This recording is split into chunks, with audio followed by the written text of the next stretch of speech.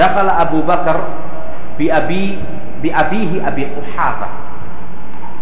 Suatu saat Abu Bakar itu pernah masuk ke rumah Rasulullah sallallahu alaihi wasallam dengan menggandeng dan membawa bapaknya Abu Quhafah yang ketika itu umurnya sudah lanjut dan sudah tua. Wa kana rajulan a'ma, dan bahkan dia adalah seorang yang sudah buta, bapaknya Abu Bakar. Falamma ra'ahu Rasulullah sallallahu alaihi wasallam qala, maka ketika Rasulullah sallallahu alaihi wasallam melihat ternyata orang yang dibawa oleh Abu Bakar adalah bapaknya sendiri yang sudah tua dan bahkan buta, digandeng dan dituntun. Antum lihat, ini Rasulullah, orang paling mulia, paling suci, paling bertakwa, paling tinggi akhlak dan sopan santunnya. Apa ucapan Rasulullah SAW kepada Abu Bakar? Hala tarakta syaikha fi baitihi hatta akuna ana atihi fihi. Wahai Abu Bakar, tidakkah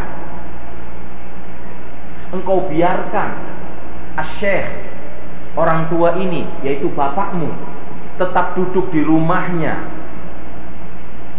tapi engkau beritahukan kepadaku biar saya yang datang dan menghampiri orang tua tersebut. Biar saya yang datang menghampiri bapakmu. Ini ucapan Rasulullah SAW. Hatta akuna ana atihi fihi. Biar saya yang datang menghampirinya. Qala Abu Bakar, apa jawaban Abu Bakar As-Siddiq?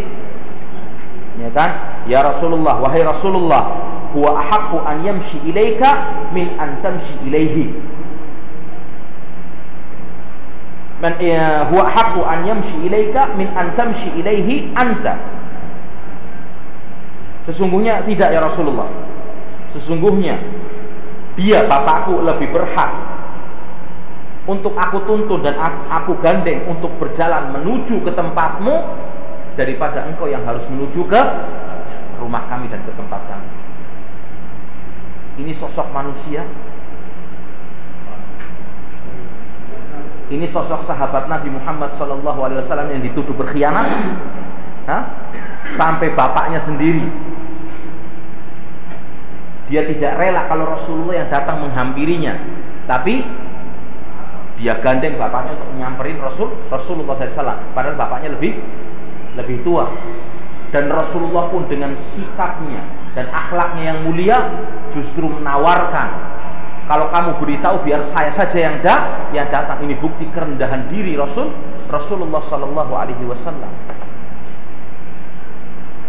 Ingat saudaraku sekalian, sifat rendah diri itu adalah merupakan sifat yang mulia dan agung. Jangan mengira kalau orang yang rendah diri itu dia akan dihinakan, tidak sama sekali. Janji Rasulullah Sallallahu Alaihi Wasallam, man tawadhu'a lillah rafa'a. Barang siapa yang tawadhu karena Allah, rendah diri karena Allah, maka Allah akan mengangkat derajatnya. Walaupun dia adalah orang yang nggak punya fulus. Karena ingat, memang kita melihat, ya kan, dalam masyarakat kapitalis, iya kan, memang kita hidup dalam masyarakat kapitalis. Dalam masyarakat sekuler itu yang diukur sebagai derajat kemuliaan adalah dengan banyaknya fulus, banyaknya apa kata orang Madura, pesan, pesen, iya kan, banyaknya duit. Kalau yang melakukan perbuatan jelek itu adalah orang yang miskin, kayak penjahat besar. Enggak ada berhentinya, dari satu rumah ke tempat lain, dari satu majelis ke majelis lain diomong.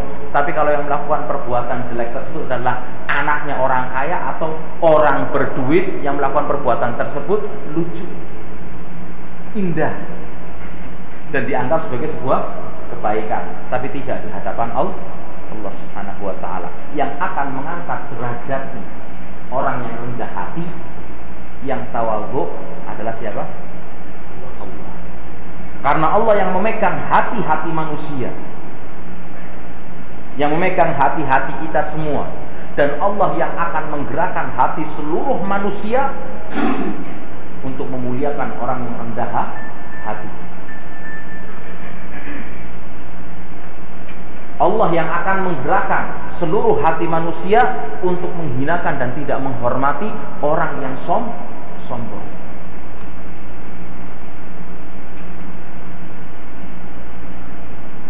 Barang siapa yang melaksanakan sebuah kebaikan, sebuah amal soleh, sebuah kemuliaan, karena mencari keridhaan Allah di atas kemurkaan manusia, lihat, melakukan sebuah kebaikan, melakukan sebuah kemuliaan, tapi dia mencari dalam melaksanakan amal soleh dan kemuliaan tersebut, mencari karena Allah, karena mencari ridho Allah Subhanahu wa ta'ala, walaupun seluruh manusia menghinakannya, walaupun seluruh manusia membencinya. Karena kita melakukan amal soleh, karena kita melakukan kemuliaan, amal ibadah dan ketaatan kepada Allah Subhanahu wa ta'ala, manusia menjadi murka, tapi kita tetap istiqomah, karena yang kita cari adalah wajah Allah, pujian dari Allah Subhanahu wa ta'ala. Ingat, suatu saat Allah yang akan menggerakkan hati seluruh manusia itu untuk memuliakan orang ini, menghormati orang ini. Dan barang siapa yang melaksanakan sesuatu karena mencari keridhaan manusia, ridhonya manusia yang dia cari di atas kemurkaan Allah Subhanahu wa ta'ala, waduh, nanti kalau saya melaksanakan ini, akhirnya saya nggak dianggap kiai lagi. Kalau saya tidak melaksanakan amalan dan kebiasaan yang dilakukan oleh masyarakat dan warga pada umumnya, akhirnya mereka akan lari tunggang langgang meninggalkan saya, karena mereka maunya seperti ini. Melakukan sesuatu karena mencari keridhaan manusia di atas kemurkaan Allah. Maka ingat, Allah yang akan menggerakkan dan merubah hati manusia-manusia tersebut untuk membenci Anda. Karena Allah yang membolak-balikan hati manusia. Makanya ada doa kan yang diajarkan oleh Rasulullah, Allahumma ya muqallibal qulub tsabbit qalbi ala din. Wahai Rabb yang membolak-balikan hati manusia, yang memegang hati manusia, arahkanlah, tegapkanlah, kuatkanlah hatiku ini untuk selalu berada pada jalur ketaatan kepadamu. Allahumma ya musarrifal qulub sarrif qalbi ala ta'atik. Wahai Rabb yang membolak-balikan hati manusia, tunjukkanlah hatiku, arahkanlah hatiku untuk selalu berada dalam ketaatan kepadamu. Nah ini,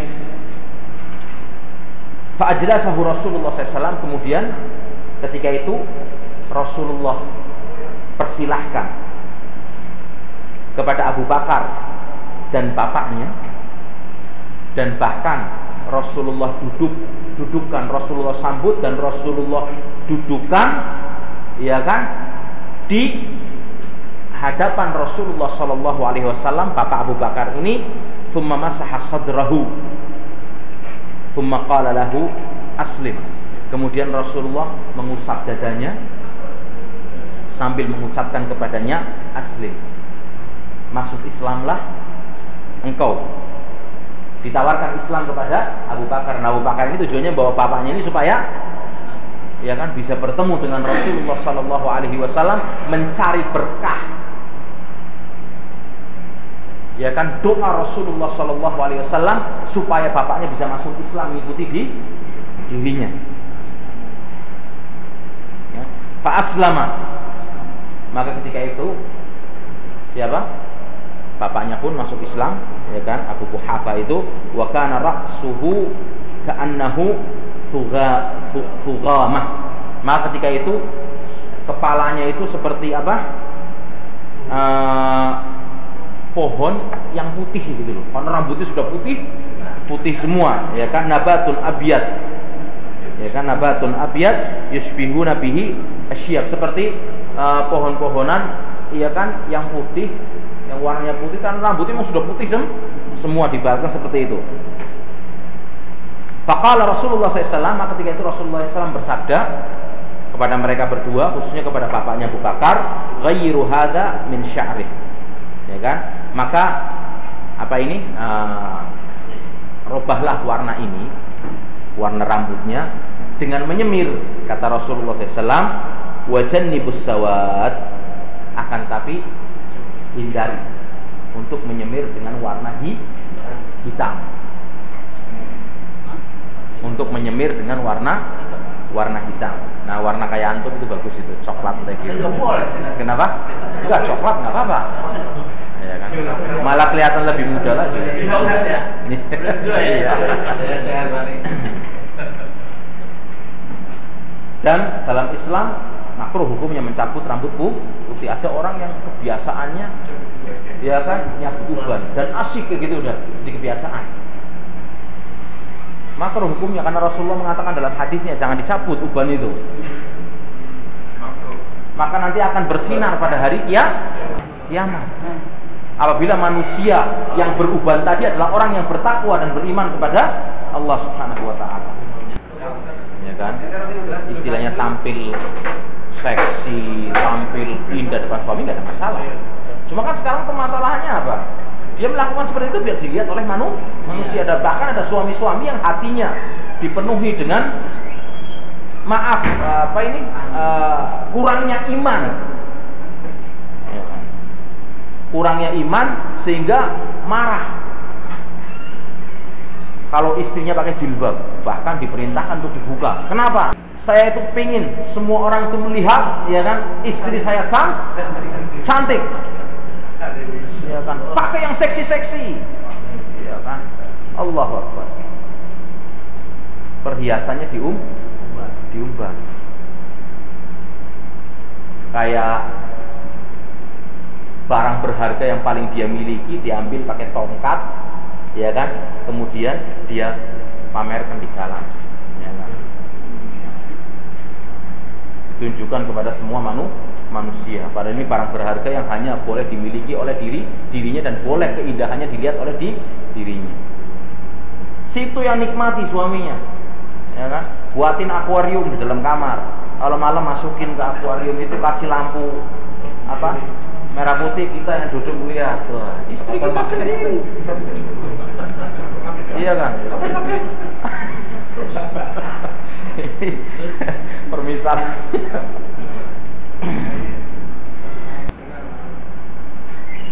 Dan ingat, kadang kita ini memang terpengaruh keindahan itu dengan, seakan-akan keindahan itu dengan barat gitu. Ini ya memang image yang sudah tertanam dari diri kita dari kecil. Karena memang yang kita lihat propaganda di televisi, film, semua itu, sehingga tidak ada sebuah keindahan itu kecuali apabila kita bisa mempraktekkan seperti apa yang dipraktekkan oleh orang-orang bule.